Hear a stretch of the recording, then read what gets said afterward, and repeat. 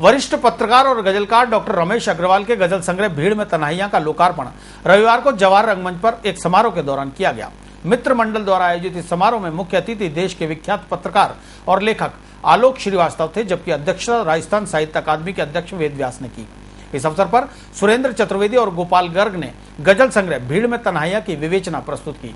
कार्यक्रम में गजल गायक गुलशन और उनके साथियों ने गजल संग्रह में से एक चुनिंदा गजलों को संगीतबद्ध कर जब पेश किया तो पूरा सभागार तालियों की गड़गड़ाहट से गूंज उठा। गौरतलब है कि डॉक्टर रमेश अग्रवाल की पूर्व में पत्रकारिता विषय पर 2 पुस्तकें प्रकाशित हो चुकी हैं। ये उनकी तीसरी प्रकाशित कृति है। इस अवसर पर मित्र मंडल के सभी साथी और शहर के गणमान्य लोग लोकार्पण समारोह के गवाह बने। और लफाजी कम करूं, आपको कम से कम बोर करूं।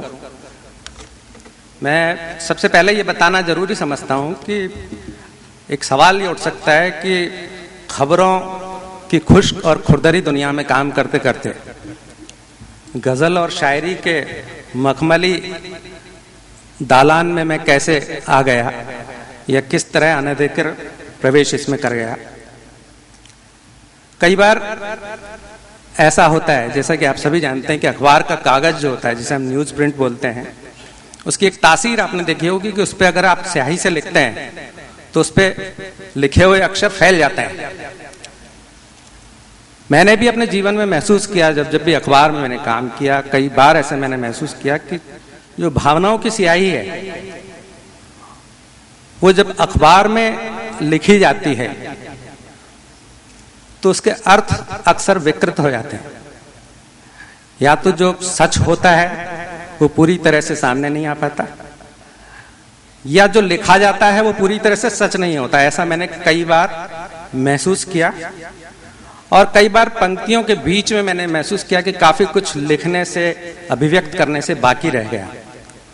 मैंने कहीं पढ़ा था, गजल की जब बात चलती है तो मैंने कहीं पढ़ा था कि गजल शब्द का जो इजाद हुआ है वो गजाला से हुआ। गजाला कहते हैं हिरण को।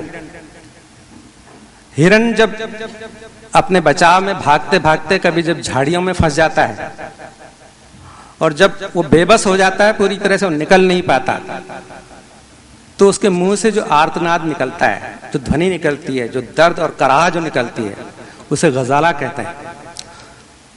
तो गजल शब्द का इजाद इस तरह हुआ। मैंने भी कई बार ये महसूस किया कि बहुत सारी ऐसी बातें होती है जो कि हम न तो आमने सामने